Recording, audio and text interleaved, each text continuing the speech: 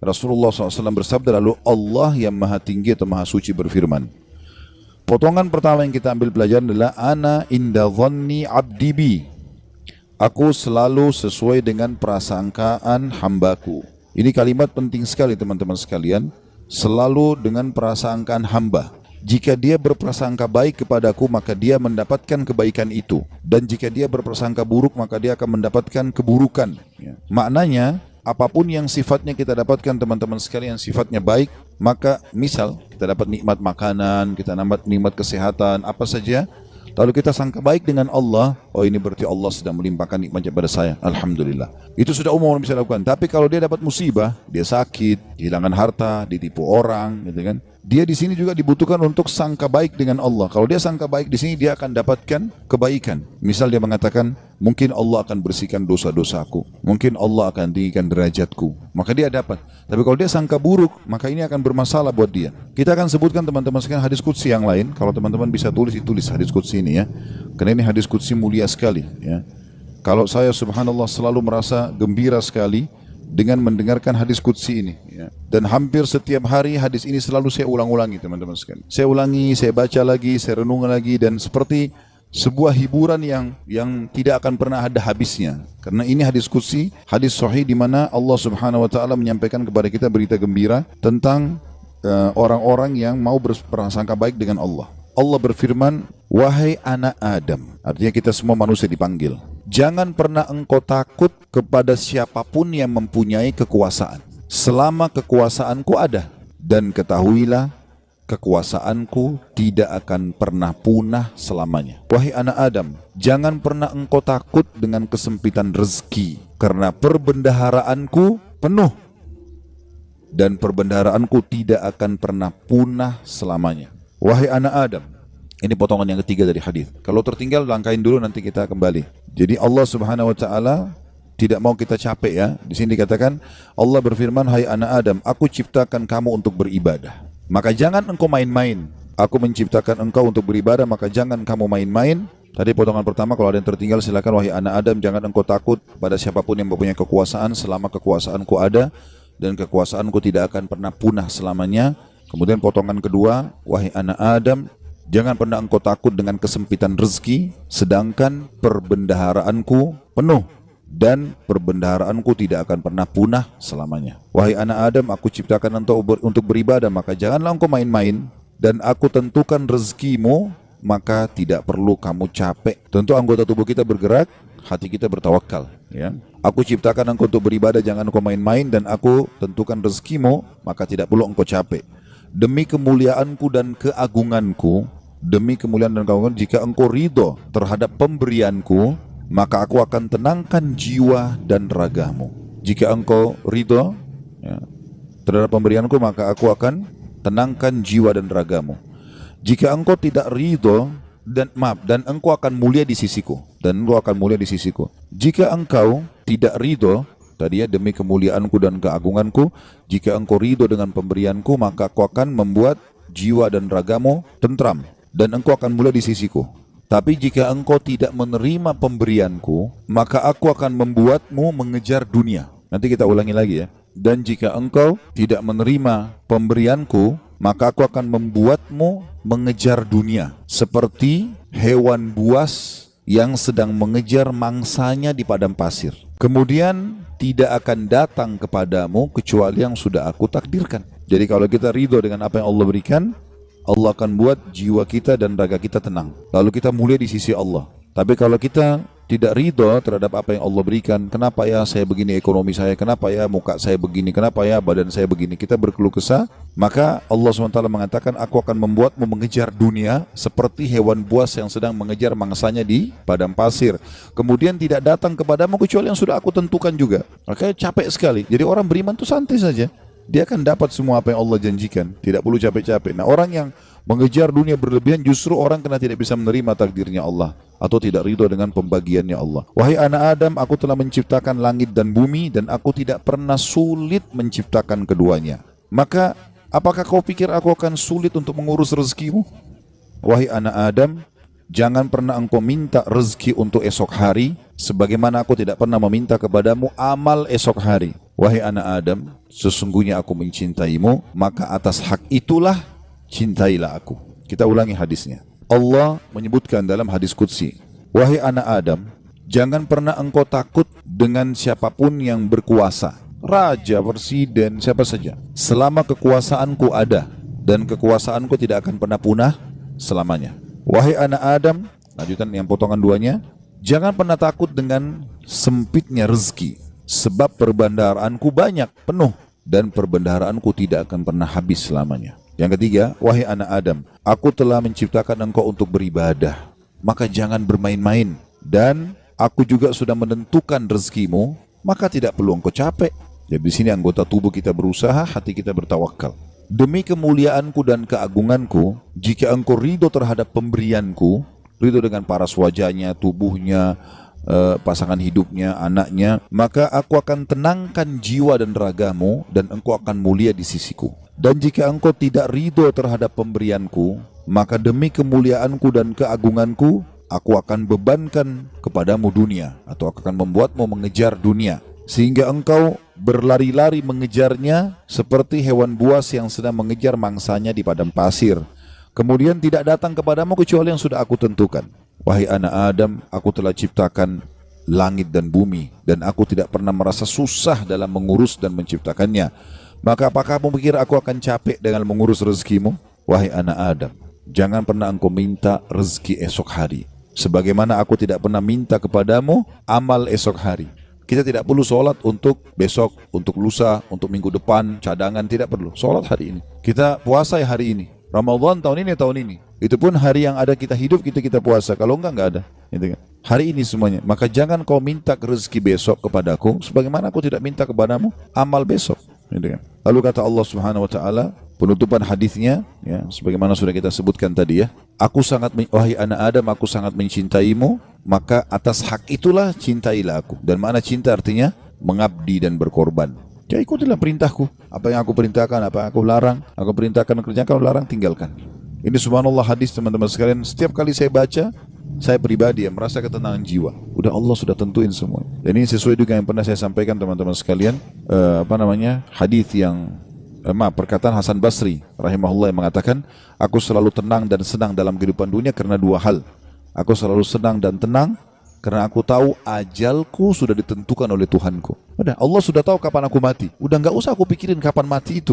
Beramal saja. Aku selalu senang dan tenang dengan itu. Aku sudah tahu ajalku sudah ditentukan oleh Tuhanku, maka aku tidak perlu memikirkannya. Dan aku selalu senang dan tenang karena rezekiku sudah ditentukan oleh Tuhanku, maka aku tidak pernah berpikir untuk diambil oleh orang lain. Jadi kalau teman-teman misal lagi masuk dalam satu proyek berdua sama temannya, atau berapa orang sedang bersaing, lalu kemudian dia gagal, teman-temannya dapat misalnya. Jawaban sederhana, belum rezeki. Selesai. Karena biar kita berusaha setengah mati nggak bakal dapat itu. Sudah Allah tentuin. Seperti itulah. Dan tadi sudah kita jelaskan di diskusi tadi, kalau kita ridho dengan pemberian Allah, Allah buat jiwa kita dan raga kita tenang.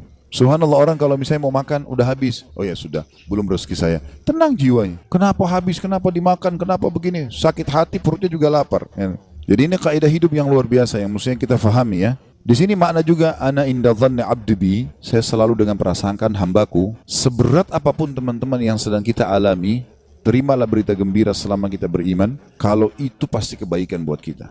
Sampai ada sebuah hadis qudsi yang lain, ya, kata Nabi SAW, Allah berfirman kepada para malaikat, batasilah rezekinya hambaku yang ini, karena kalau kau bukakan dia akan kufur.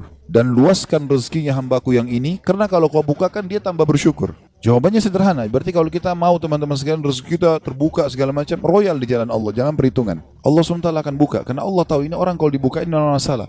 Qarun kan begitu dulu. Qarun itu yang diceritakan di dalam Al-Quran tentang kaumnya Nabi Musa yang kaya raya. Sampai di Indonesia pun bahasanya harta karun. Ya. Itu kan namanya Qarun, ditimbun sama Allah dengan harta-hartanya. Walaupun hadis sejarah berselisih pendapat di mana tempatnya. Ada yang mengatakan di laut, di Turki, ada yang mengatakan di Jordan, negeri Syam, dan sudah ala kulli hal dia ditenggelamkan oleh Allah SWT sampai semua harta tertimbun dikatakan harta karun. Ya. Qarun itu dulu orang soleh, luar biasa ibadahnya sama Allah, sampai terkenal di pengikut Nabi Musa yang paling alim termasuk adalah Qarun. Miskin, rumahnya susah, bajunya kotor, makan tiap hari tinggal tunggu orang kasih. Sering Nabi Musa lewat, kirim salam sama dia, tanya kabarnya, titipin makanan. Salah satu dia bilang, hai Nabi Allah, mintalah kepada Allah agar aku diberikan kekayaan. Susah hidup begini. Nabi Musa alaihissalam berdoa, baiklah, ya Allah bukakanlah rezekinya Qarun. Allah terima, Qarun bertahap, diajarkan oleh Allah Subhanahu Wa Taala. Tiba-tiba Nabi Musa alaihissalam berikan dia sedikit emas, ya, kemudian dia transaksikan, terus dia tertarik dengan emas itu. Dia mulai belajar bagaimana cara mengelolanya emas, sampai pelan-pelan dia punya kios kecil, lama-lama sampai dia punya produksi emas terbesar pada saat itu. Menjadi orang kaya raya. Udah nggak sholat lagi, udah nggak zikir lagi, ya.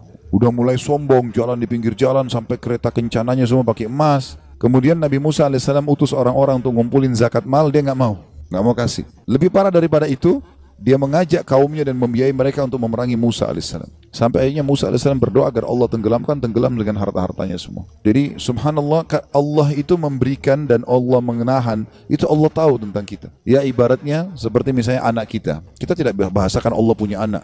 Ta'alallahu, ya. Allah maha suci dengan maha tinggi masalah itu. Tapi ini Ibnu Qayyim rahimahullah memberikan contoh. Perumpamaan orang yang belum dikasih oleh Tuhannya Allah, perumpamaan seperti seorang anak yang sedang meminta izin dari orang tuanya untuk melakukan satu perbuatan atau berteman dengan seseorang. Misal bapak ibu punya anak, mau berjalan sama teman-teman, kita tahu teman-teman ini narkotika, orang merusak. Padahal anak ini tidak ngerti, dia bilang, ibu ayah izinkan saya. Kira-kira bapak ibu mau izinkan? Kalau kita pakai akal sehat kan nggak mungkin. Kita tahu anak ini walaupun dia mau, dia senang, dia gembira, dia akan rusak nanti. Kita nggak akan kasih, apapun risikonya. Ibnu Qayyim rahimahullah berikan perumpamaan seperti itu. Ada orang merengek-rengek sama Allah, Allah belum kasih. Allah lebih tahu, gitu kan? Ini hambaku ini kalau saya kasih, dia masalah nanti. Ada orang begitu subhanallah. Mungkin contoh kasus, ada orang anaknya meninggal masih kecil. Baik, mungkin dia merasa sedih. Tapi subhanallah bisa saja mungkin anak itu kalau besar buat masalah buat dia. Kita nggak tahu. Walaupun menurut kita mungkin tidak. Kan itu terjadi di kisahnya Nabi Khidir, ya kan? Dalam surah Al-Kahfi disebutkan, waktu Nabi Musa alaihissalam jalan sama dia, ada anak kecil jalan langsung dibunuh oleh Nabi Khidir. Nabi Musa bilang, kenapa kau bunuh anak kecil? Nggak ada dosanya nih. Kata Nabi Khidir, kan saya sudah bilang, syaratnya kau belajar sama saya, jangan tanya sampai saya jelasin. Tapi yang jelas, Nabi Musa bertanya waktu itu, ringkas cerita, nanti akhirnya Nabi Khidir ceritain. Gitu kan?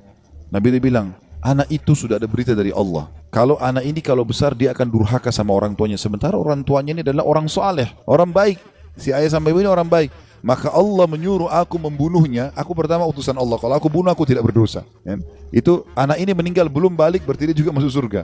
Orang tuanya digantikan oleh Allah anak yang soleh. Hamil lagi ibunya setelah itu, kemudian melahirkan anak yang soleh. Kita tidak tahu rahasia Allah. Maka berprasangka dengan Allah baik ini penting. Apapun sifatnya teman-teman, apapun sifatnya. Saya ketemu dengan seorang pengusaha di Surabaya, habis tabligh akbar tuh hari. Datang kepada saya, Ustaz, di antara teman-teman saya orang yang bisa dikatakan di antara mereka kelasnya yang paling alim lah saya. Artinya di antara ibadah segala macam, teman saya masih ada yang lalai sholat. Saya alhamdulillah azan ke masjid, urus ibadah lah gitu kan. Masuk ke satu proyek, semua dapat kecuali saya, Ustaz. Bagaimana memahami? Hati saya masih pegel nih gitu. Saya jawab, itu belum rezeki antum.